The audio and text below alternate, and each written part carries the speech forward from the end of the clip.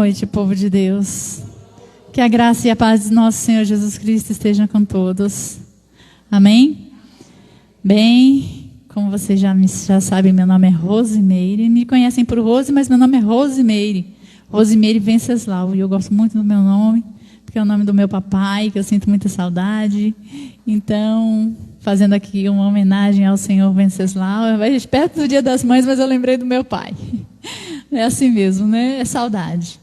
Mas assim, Rosimeire Venceslau, tenho 3 filhos, já tenho 2 netos, estou há 12 anos na Renovação Carismática Católica, muito feliz por esse chamado de Deus, que muitas vezes não é fácil, mas que vale a pena. A gente sabe que está perto de Deus e poder contribuir um pouquinho, né, com esse plano de Deus que se estende, né, séculos afora, tempos afora, só plantando mesmo o que Deus manda a gente plantar, mas é muito gratificante, né? E às vezes a gente até fica meio assim de não poder dar mais, mas eu espero que hoje, pela força do Espírito Santo, eu possa retribuir a confiança, né, que o Senhor coloca em nós, quando coloca a gente aqui na frente para pregar a palavra, não é verdade?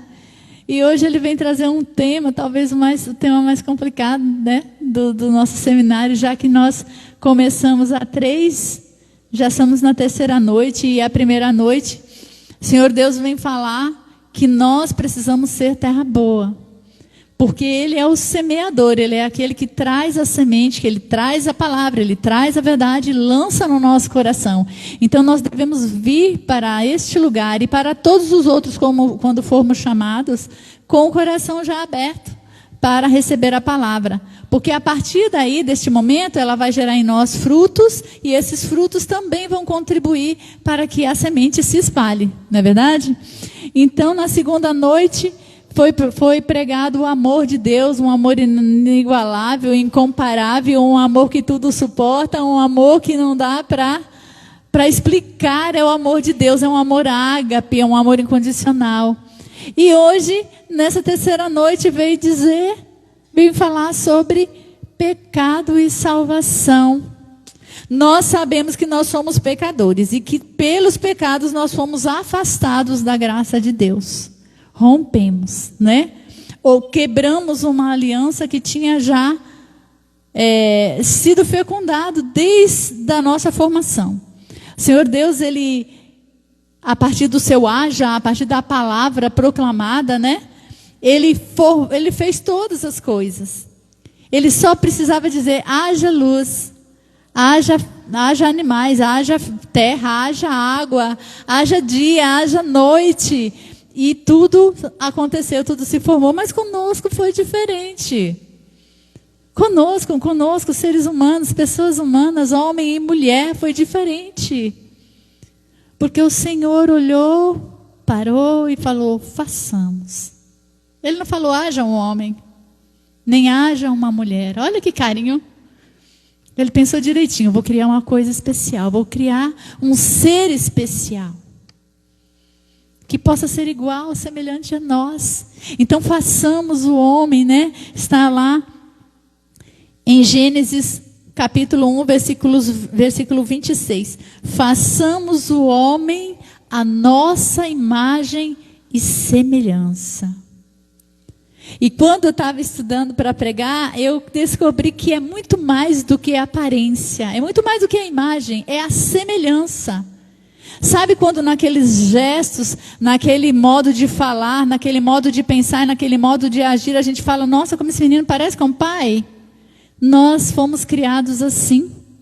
Nós fomos criados com santidade e justiça original. Isso é a essência de Deus. A essência de Deus é santidade e justiça original. Então nós fomos criados para sermos santos. E nós fomos, no começo, Adão e Eva eram santos andando pelo paraíso. E Deus tinha esse cuidado de, ao ter formado Adão, de ao ter tirado da costela sua esposa Eva, Ele teve esse cuidado de preparar um jardim, um lugar onde eles pudessem descansar. O próprio Deus dava esse descanso ao homem e à mulher. O próprio Deus era o conforto deles. E, ao mesmo tempo, olhar para aqueles dois seres perfeitos e santos e justos, criados pelas mãos do Pai, o Pai se alegrava, por isso ia todas as tardes no jardim conversar com eles. Olha que maravilha! Se hoje nós pudéssemos sair assim, né? Olhar ali fora um jardim bem bonito e falar assim: está quase na hora do Pai passar. Vou lá dar um passeio. E aí a gente sai despreocupada, né? Sem ter medo de nada e andar ali pelo jardim e se encontrar com o Pai. Que maravilha, né? Mas nós sabemos que não continuou assim, infelizmente. Porque nós fomos afastados de Deus por uma escolha errada. E por que uma escolha? Por que uma escolha nossa? Por que uma escolha errada nossa? Porque Deus, na sua infinita bondade, Ele nos fez homens e mulheres livres. Livres para decidir o que fazer, para tomar as nossas próprias decisões e fazer as nossas próprias escolhas. E quando aquela serpente lá, no capítulo 3 do Gênesis, a serpente, ela veio falar com Eva. Deixa eu abrir aqui. Gênesis capítulo 3. Quem quiser acompanhar comigo, Gênesis capítulo 3, a partir do versículo 1, vai dizer assim: a serpente era a mais esperta das feras do campo que Javé, Deus, havia feito. Ela disse à mulher: é verdade que Deus mandou que vocês não comessem de nenhuma árvore do jardim? E a mulher respondeu à serpente: é das frutas das árvores do jardim que nós comemos. Só da fruta da árvore que está no meio do jardim é que Deus disse: não devem comer nem tocar nela, senão vocês vão morrer. A serpente disse: não vão morrer coisa nenhuma. Deus sabe que quando vocês, no dia em que comerem desta fruta, seus olhos vão se abrir e vocês se tornarão como deuses, conhecedores do bem e do mal. A mulher viu que a árvore era boa para comer, atraente aos olhos, uma árvore apetitosa para dar sabedoria. Apanhou a fruta e a comeu, e a ofereceu ao homem dela ao seu lado, que também comeu. Então os olhos de ambos se abriram e perceberam que estavam nus. Entrelaçaram folhas de figueira e fizeram tangas. Depois ouviram o ruído de Javé, Deus, que passeava no jardim à brisa do dia. O homem e a mulher se esconderam da presença de Javé, Deus, entre as árvores do jardim. Chamou o homem. Onde você está? Ele respondeu: ouvi teus passos no jardim e tive medo, porque estou nu e me escondi. Javé, Deus, continuou. E quem te mostrou que estás nu? Será que comeu da árvore a qual te proibi comer? O homem respondeu: a mulher que me destes como companheira, foi ela quem me deu a fruta e eu comi. Palavra do Senhor. Tá aí.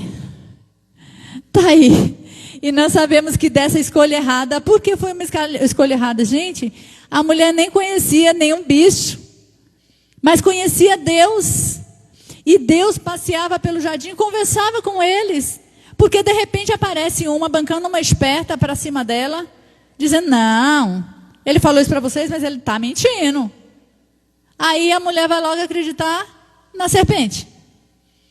E aí veio no coração de Eva o quê? O desejo de ser como Deus, como a serpente falou: quando irão te abrir os olhos e serão como deuses, conhecedores do bem e do mal.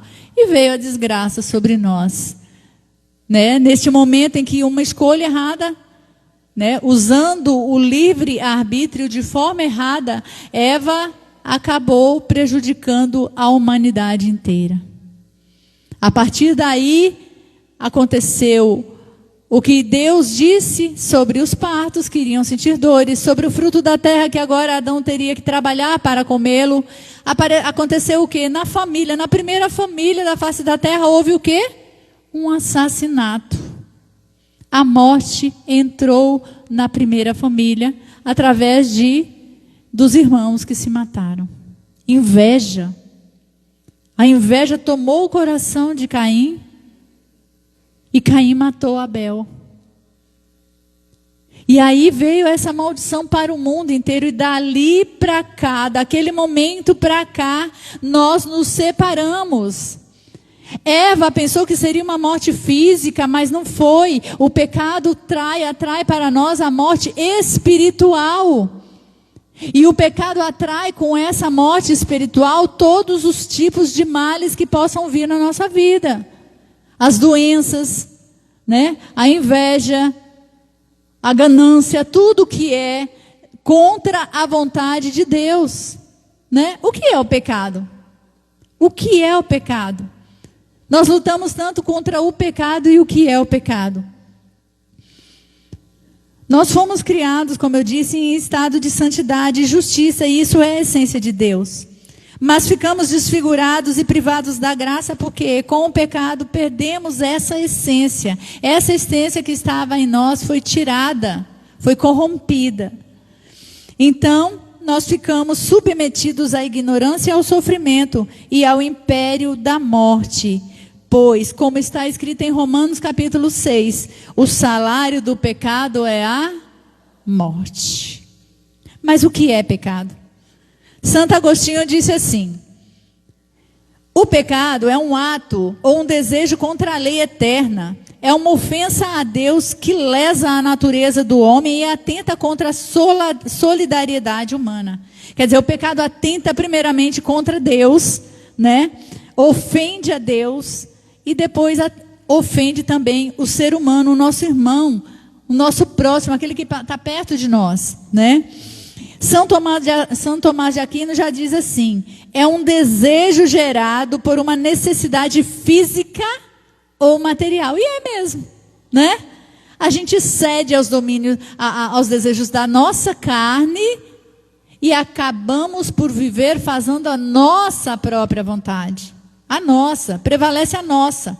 E é por isso que o pecado se alastrou pela face da terra, porque daí um já queria ser mais do que o outro, um já queria ter mais do que o outro, e aí um queria pegar o que o outro tinha, começou a desejar ter o que o outro tinha, né? Então, como Deus nos criou livres, esse livre-arbítrio deveria ter sido pela razão iluminadora e pela fé, mas mesmo sem ter se tocado disso, dessa santidade que habitava dentro deles, eles erraram e então todos pecamos. E pecamos então quando nossas escolhas seguem o contrário da moral, anormal da nossa moral. Ou seja, da nossa moral não, da moral de Deus, que é a moral normal, é a que foi estabelecida por Deus, ou seja, os 10 mandamentos. Quando nós não seguimos um critério que Deus estabeleceu para nós, para que nós vivêssemos de maneira correta, nós fazemos escolhas erradas e acabamos pecando. Existem 2 tipos de pecado. Pecado venial, que é o mais leve, que é aquele perdoável, onde você, por vias de sacramento ou até pelo ato penitencial na Santa Missa, você consegue o perdão dos seus pecados, mas ainda assim a igreja nos pede para nos confessarmos.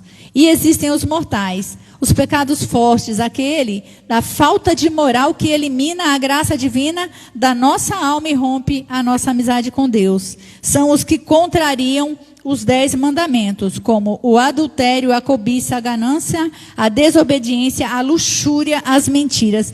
Então, quando é que a gente está em pecado mortal, gente? Quando a gente está fazendo um pecado, quando a gente está cometendo uma coisa grave e a gente tem consciência disso. A gente faz, então, porque a gente quer.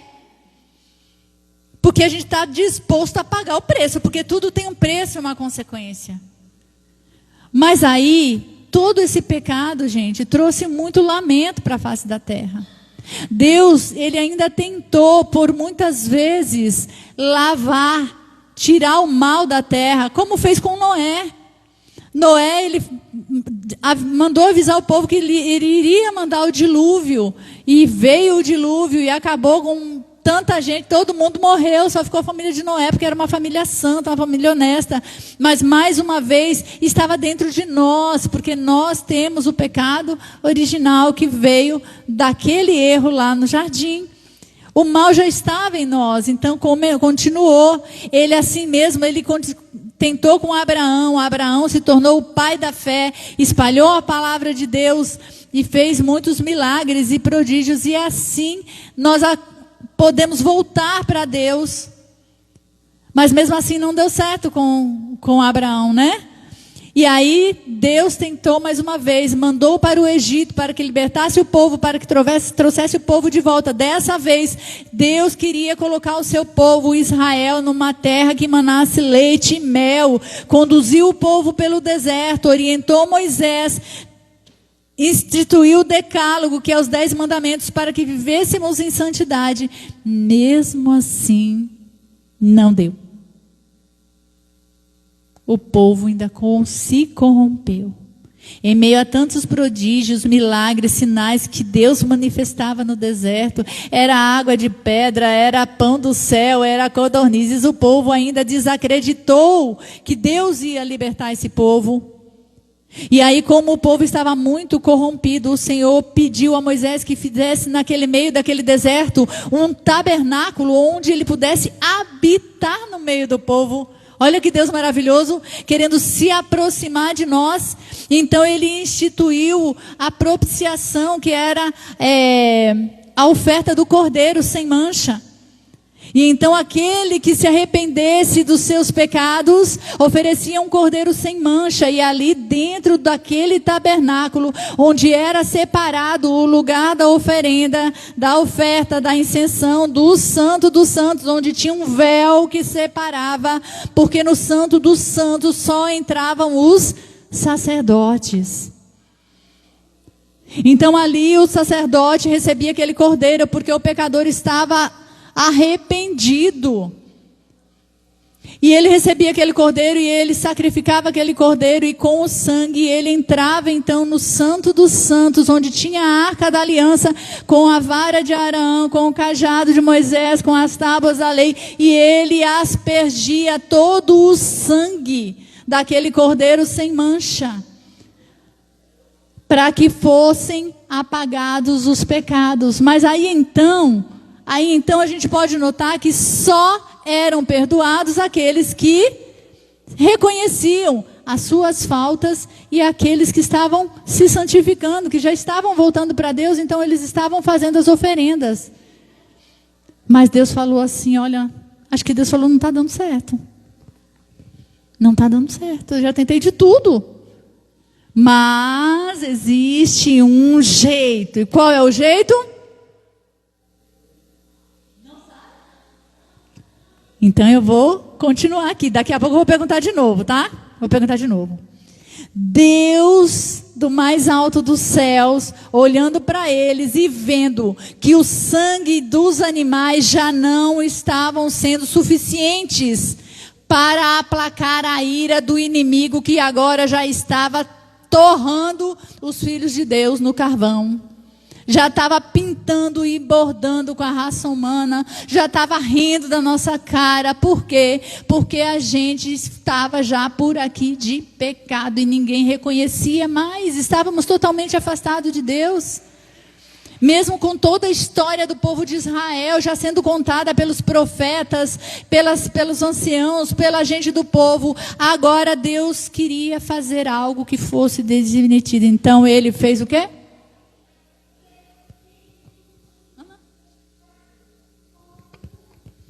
Ele falou a Jesus, eu creio que ele deve ter chamado Jesus e falou assim, olha,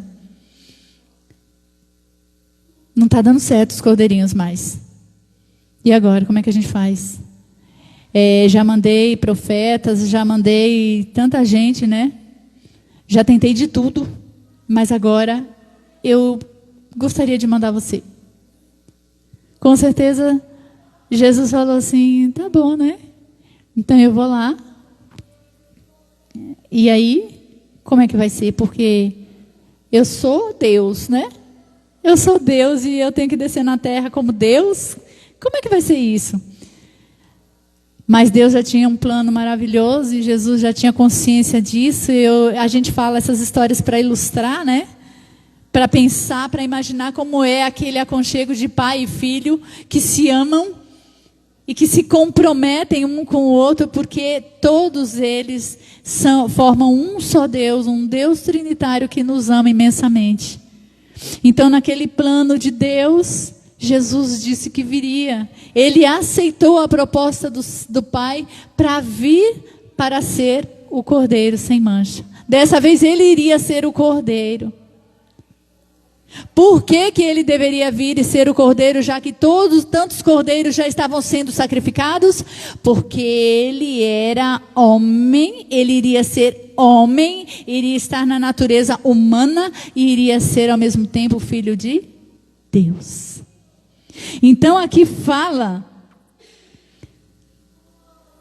aqui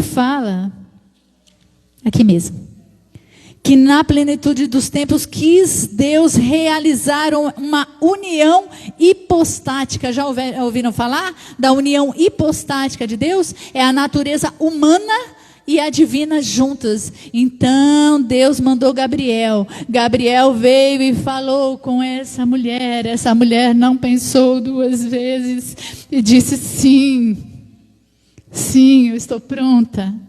Ela não pensou duas vezes. Quantas vezes a gente pensa tanto, né, para dar um sim para Deus? Ai, meu Deus, como é que vai ser? Será que eu aguento? Será que eu vou fazer direito? Ela não pensou. Se é plano de Deus, ela já tinha certeza que ia dar certo. Então Deus, com o sim de Maria, ele vem e o Espírito Santo fecunda no ventre de Maria Jesus, que agora é um menino lá dentro de Maria. Mas esse menino lá vem a nascer e aí eu creio que o inimigo não estava entendendo muito bem aquilo, né? Porque o futuro o inimigo não conhece, né? Ele conhece o passado, o que está acontecendo, mas o futuro ele não conhece. Então ele deve estar pensando, que tanta alvoroço para a chegada desse menino, né? Que tanto alvoroço é esse? E daí depois ele vê todos os anjos dando glória a Deus, louvando Deus, e esse menino chega e anjos e os reis que vêm adoram aquele menino, e aquele menino vai crescendo, e aquele menino vai falando de Deus, e aí já começa a incomodar o inimigo, e o inimigo ataca mais, né? Porque agora era um homem Deus que estava na terra, na pessoa humana. Jesus pregou o amor de Deus, a conversão dos pecados, e quantas vezes ele nos abriu os olhos para nos curar, porque o pecado mata. O pecado adoece, o pecado tira a paz, o pecado nos faz ficar sujos na lama. É uma coisa tenebrosa aos olhos de Deus o que acontece conosco quando nós pecamos. Mas aí Jesus veio, Jesus pregou a palavra, Jesus se ofertou, Jesus se ofereceu. E agora sim o inimigo estava preocupado, porque aquele homem estava ali e ia ser morto sem pecado nenhum. E ele falou assim, bom, se ele é o filho de Deus e já está aí sendo morto, então ele vai sair da minha vida. Só que Deus já tinha preparado um plano, e o plano era perfeito. Então Jesus foi condenado, Jesus apanhou, Jesus derramou sangue, igual os cordeiros, mas agora ele era o Cordeiro de Deus, ele era o Cordeiro imolado que traria a salvação para o mundo, e ele já tinha anunciado isso. Então ali agora ele já estava derramando, a partir do Horto das Oliveiras, o Senhor já estava derramando, porque ele suava sangue. Era sangue no suor, sabe aquela coisa, né? de dor, aquela coisa de agonia. O Senhor já estava ali, Ele começou a derramar o seu sangue, e Ele foi derramando sangue no flagelo, e Ele foi derramando sangue na coroação de espinhos, e Ele foi derramando sangue enquanto carregava aquela cruz pesada, e aquela cruz derrubava Ele no chão, e os soldados vinham e batiam, e o sangue jorrando, e o inimigo falando: pronto, acabei com a vida deste homem. Já era, ele está sendo humilhado, ele está sendo derrotado, ele está sendo maltratado, não tem mais para ele não, acabou. Não tem mais salvação não. Só que Deus foi levantado numa cruz, como já tinha sido profetizado, né, em Isaías. Assim como a serpente foi levantada no deserto, também o Filho do Homem será levantado, para que todo aquele que nele crê não pereça, mas tenha vida eterna. Então o Senhor subiu, o Senhor foi pregado na cruz, e sangue, sangue, sangue. A gente lembra agora daquele cordeirinho que estava sendo aspergido lá no Santo dos Santos, e esse sangue de Jesus sendo aspergido no véu do templo, e Deus olhando para ele, e esse sangue estava sendo espalhado por todo o canto da terra, porque Jesus era um sangue precioso. Ali naquele momento, aquele documento que nos condenava, que nos levava para o quinto dos infernos, foi rasgado, porque o Senhor deu o sangue. Foi sangue precioso que Jesus jorrou ali naquela cruz. E aí aquela humanidade toda de Jesus pagando preço ali, sangue, sangue, sangue. E deu o horário, ia entrar a Páscoa, não podia ficar ninguém ali na cruz, precisavam tirar eles dali. Então disseram aos soldados: quebrem as pernas, porque aí asfixia e morre de uma vez. Quebraram a perna de um soldado, quebraram a perna do outro soldado. E quando chegaram para quebrar as pernas de Jesus, opa! Ele já tinha consumado. Ele já tinha consumado. O sangue todo já tinha derramado, e ele já tinha entregado o Espírito ao Pai. Mas faltava uma coisa, me pergunto o que é. Só faltava uma coisa. Ele morreu. E ele derramou todo o sangue como os cordeiros, não foi? A natureza humana de Jesus já tinha sido entregue. Mas como eles não iam quebrar, porque também na profecia dizia que nenhum osso dele seria quebrado, não seria. Então o soldado falou: pegue a lança. E aqui em João 1,8 diz que ele foi transpassado pelos nossos pecados. Ele foi transpassado. Você sabe o que é transpassado, gente? É passar de um lado ao outro. E aquele soldado pegou de um lado, aqui ó, pegou de um lado, enfiou e saiu no coração. E a hora que essa lança tocou o coração, o que saiu do coração de Jesus? Se sangue é a humanidade do Senhor, a água é o quê? A divindade do Senhor. Vamos aplaudir nosso Deus. Ele deu tudo. Ele deu tudo. Ele deu todo o sangue. Ele deu toda a água. Ele deu a humanidade. E Ele deu a divindade. Estávamos pagos, resgatados. Estávamos livres. Aplaude Deus. Ele é maravilhoso, gente. Você não tem noção. Ele esperou até o último momento. Você pensa que não foi, você pensa que não deu, você pensa que eu ainda sou um cordeiro qualquer. Não, eu sou o cordeiro de Deus. E o cordeiro de Deus, ele não é só humano, ele é também divino. O véu que separava rasgou-se. E agora eu e você, nós temos livre acesso a Deus. Não existe mais motivo de condenação. Você só peca se você quiser. Porque na cruz do Calvário, quando Ele derramou seu sangue, Ele te deu autoridade espiritual. Se você tomar posse dessa autoridade espiritual que Jesus ofereceu para você, você vai controlar os seus pecados. Você pode dizer não. Sabe por quê, irmãos? Porque o pecado nasce aqui.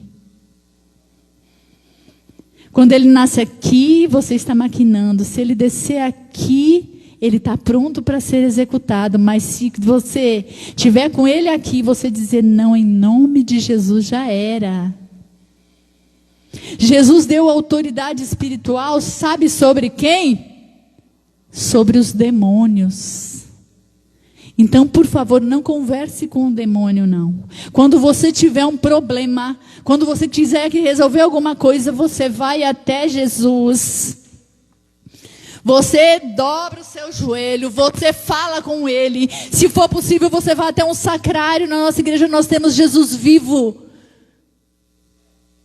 E aí você se abre com ele, e depois que você tiver falado com ele, que você estiver forte, você volta e fala, agora eu quero ver, cadê o problema? Porque se o inimigo é grande e chega até você quando você está em estado de pecado, ele vence você. Mas depois que você foi lá, depois que você confessou, depois que você falou com ele, depois que você pediu as instruções dele, e agora você quer fazer a escolha certa por ele, você volta e você é muito maior que o demônio, muito maior que ele. Pode aplaudir. Deus te deu essa autoridade. Deus fez isso com você e comigo. Nós não somos nada sem Deus, mas com Deus, com Jesus, que é o nosso Salvador, nós somos tudo. E aí Deus nos dá essa autoridade também agora sobre nós mesmos. Ele nos deu autoridade sobre os pecados, sobre os demônios e sobre nós mesmos. Então, se nós não queremos pecar, nós não vamos pecar.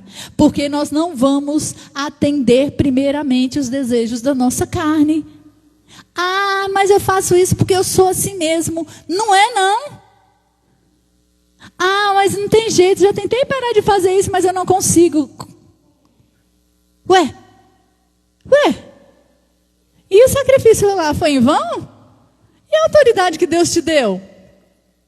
Uma vez meu pai falou para mim, enquanto era vivo, que ele não conseguia parar de fumar. Eu falei, pai, você sabe como você consegue parar de fumar? Quando você pegar um cigarro na mão, você joga ele no chão e pisa em cima, você é maior do que o cigarro. Ora a Deus, que Deus vai tirar de dentro de você esse desejo. Persevera na oração.